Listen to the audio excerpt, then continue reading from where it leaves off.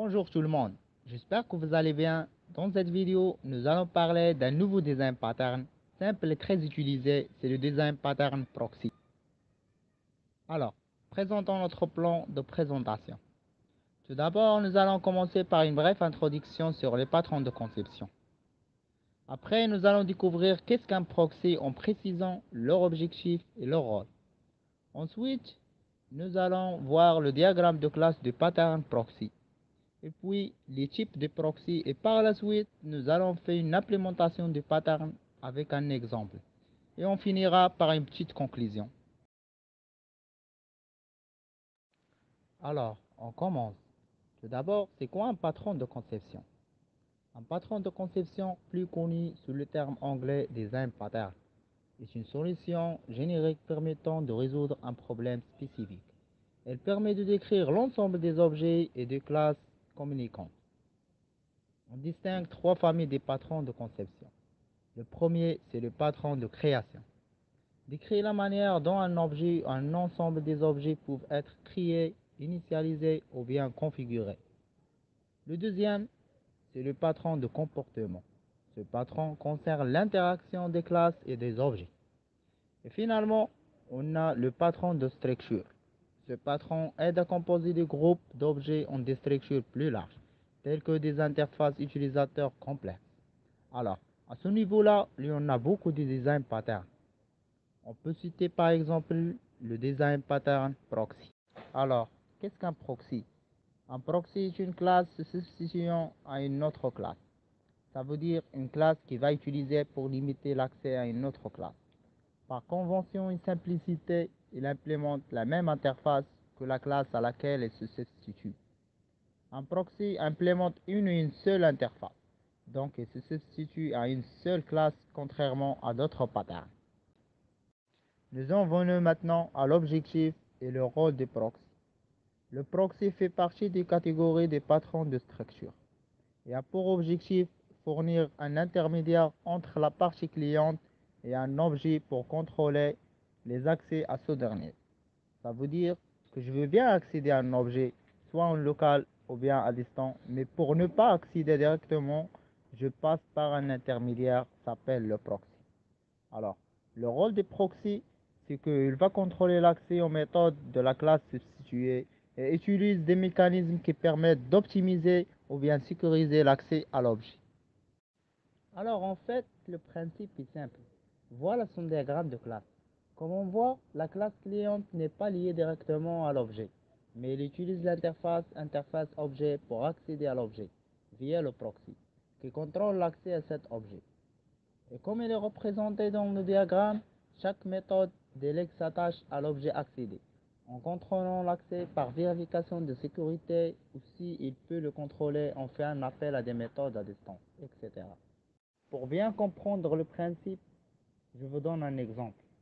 Lorsqu'un utilisateur fait une requête sur Internet, celle-ci va se connecter en premier lieu au serveur proxy, qui va transmettre la requête au serveur de l'application que l'utilisateur essaye de joindre. Le serveur donne sa réponse au proxy qui la transmet à son tour à l'utilisateur.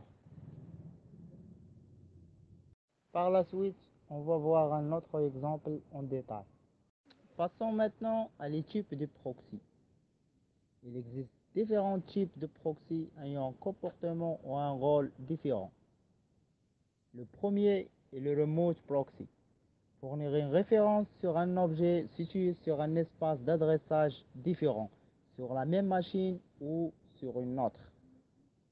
Ensuite, on a le virtual proxy. Son rôle est de retarder l'allocation mémoire des ressources de l'objet jusqu'à son utilisation. Et prise en compte des contraintes de coût en temps d'exécution. Aussi, il permet d'économiser la mémoire et un chargement plus rapide de l'application. Et puis on a le Protection Proxy. Il fournit à chaque classe cliente un accès à l'objet avec des niveaux de protection différents et elle permet de contrôler l'accès aux objets sensibles en danger. Voilà trois autres types. Smart Reference Proxy, fournir des actions supplémentaires à chaque accès à l'objet.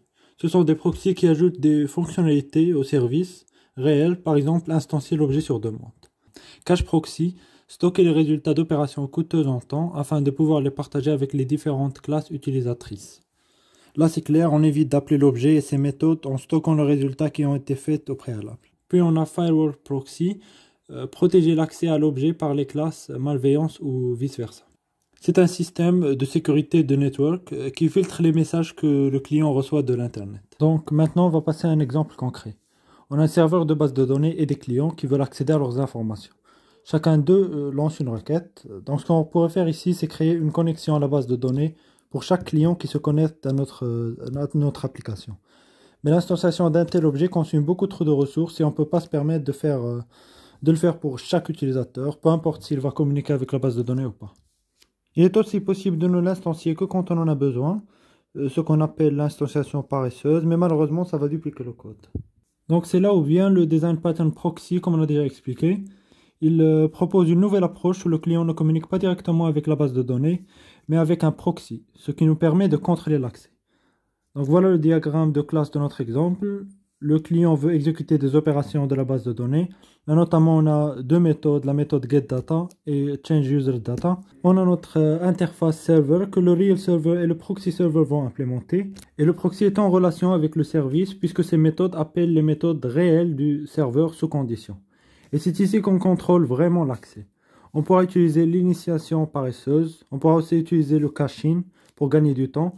Et une fois que toutes les conditions que l'on veut sont réunies, on appelle les méthodes de l'instance real server qu'on a créée. Passons maintenant au code Java.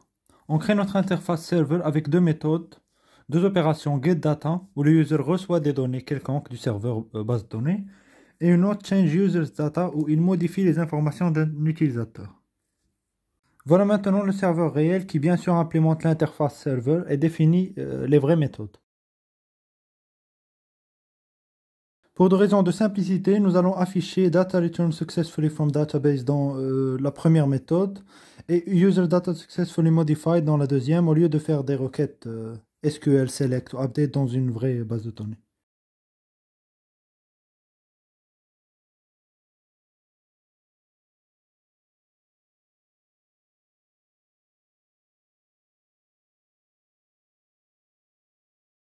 Maintenant, on passe au proxy server qui va instancier la classe serveur réelle.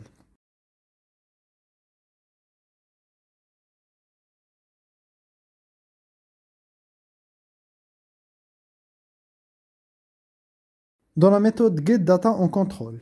Par exemple, si on a un utilisateur qu'on veut bannir pour une raison quelconque et on ne veut pas qu'il accède aux data, on peut l'en empêcher. Rappelez-vous que les méthodes qu'on utilise sont celles du serveur réel. Le realServer.getData devrait retourner Data Return Successfully from Server.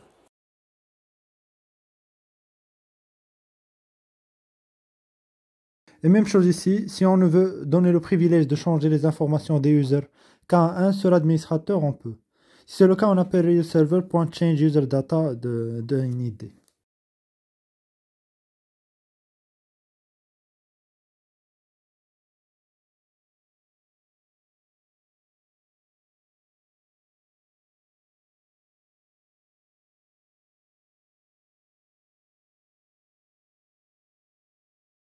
Et pour revenir un peu le code, je ne vais instancier le real server que dans le cas où le user appelle l'un des deux méthodes getData ou changeUserData. Donc s'il est nul, j'affecte.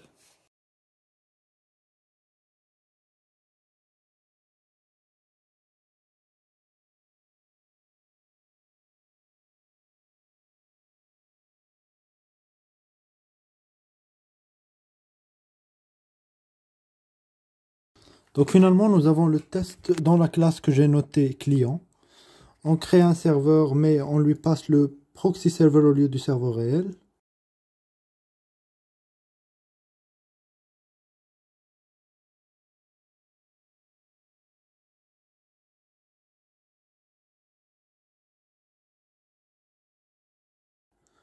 Nos deux clients 1, 2, 3 et 1, 2, 4 veulent faire des opérations.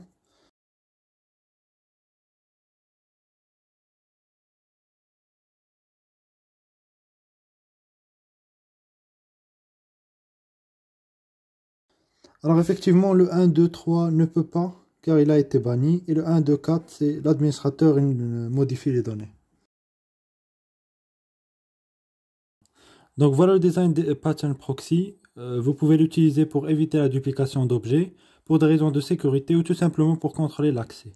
En tout cas, j'aimerais ajouter que vous trouverez qu'il a la même structure que le design pattern décorateur, mais la finalité n'est pas la même. Ceci dit, merci pour votre attention.